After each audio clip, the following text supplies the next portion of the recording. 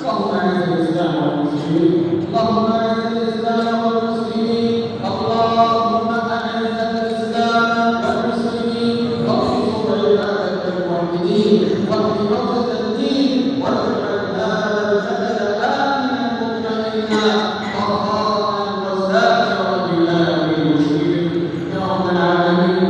اللهم امنا في اوطاننا، اللهم امنا في اوطاننا، وايد بالحق ايماننا وولي امرنا خاتم الحرمين الشريفين الامير سلمان وولي عهده الامير محمد بن سلمان، ووفقهم لكل ما تحب وترضى، واجزهم عنا وعن البلاد والعباد وعن الاسلام والمسلمين خير الجزاء.